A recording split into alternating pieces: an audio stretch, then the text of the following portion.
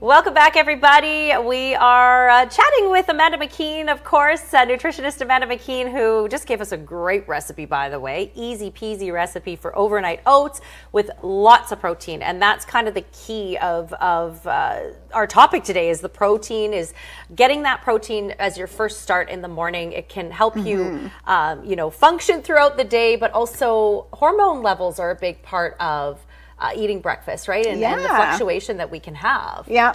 And I kind of thought, like, today is Valentine's Day, so a lot of that, like when we think of love and all that, it's all tied to hormones, kind of, right? Yeah. Like, who are we attracted to? Yeah. How much libido do we have? Yeah. All that, right? So I thought, well, it's kind of Valentine's related. It is. No, that's very true. And I think a lot of it too, we can tie into this sort of self-love, because our hormones get a bad rap, right? Like, I think even especially as women, we're like, my hormones are killing me, right? Like, I just don't know what's going on with my body this week or whatever, those sort of things. We kind of frame the hormones as the enemy.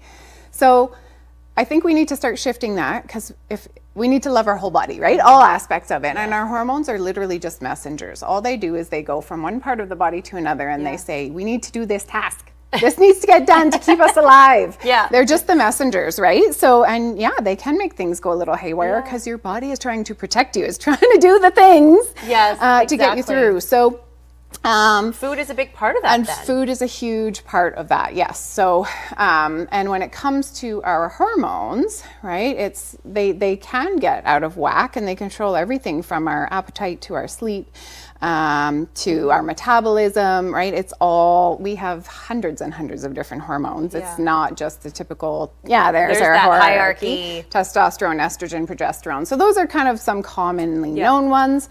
But how the hierarchy works there is the ones near the top are really hard to directly control outside of something like hormone therapy, where they're literally giving you the hormone, right? Okay, yeah. But they are all tied together. One hormone affects another. Like, everything in our body is like, just remember, like, shoulder bone's connected to the arm bone. It's all like that. So where we can control things is things like our cortisol levels, our insulin levels, oxytocin. Those are some hormones that we have a direct, the actions we take, the things we eat can impact those.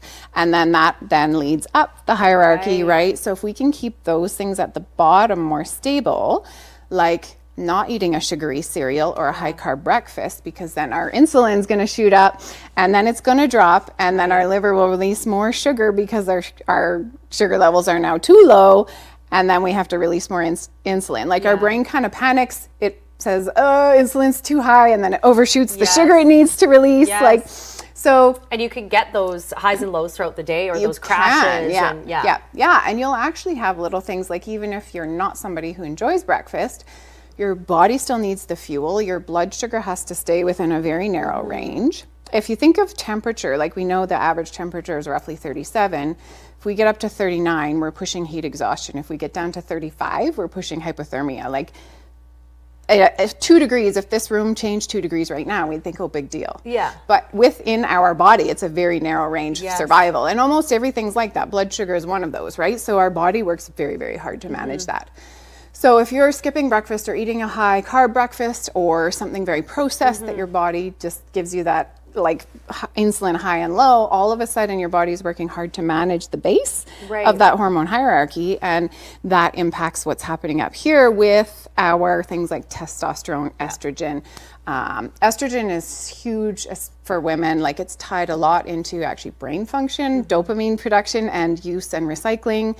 So, like, we need dopamine to feel good, to feel happy, to be productive. Of course. And so if our estrogen's off, our dopamine is, like, not right. Like, there's so many little things that get impacted when the base isn't stable. So, and if you don't have that healthy start, that, like you say, that's kind of keeping everything in line off the bat, then throughout the day you're trying to catch up, or you're it's really hard for your body to kind of get back on track. So starting with breakfast, even if it's small, maybe you start with half of this if you're not a breakfast person. So I will have something though.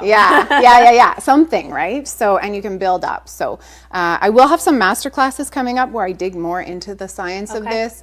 You can kind of, because once you understand how your body works and how everything kind of plays, right, then you can now take that knowledge and apply it to you, because what works for me is going to be slightly different than what works for you. But I think the problem with a lot of nutrition is we don't actually fully understand the basics. Like our science 9 and 10 kind of failed us a little bit, or our health studies, right? Like we really, I think in today's world, don't have that good idea of just the core basics, and that can solve a lot of, like, we might be over here thinking, well, I need to add this supplement to help, and we're dumping all this money into things like that, when really, if we just nail the basics, we'd be fine, right? So nutrition is key. You can reach out to Amanda. She can guide you through it all. And like she said, masterclass is coming up. There's more information to get a hold of Amanda right there on the screen. We're back in just a moment.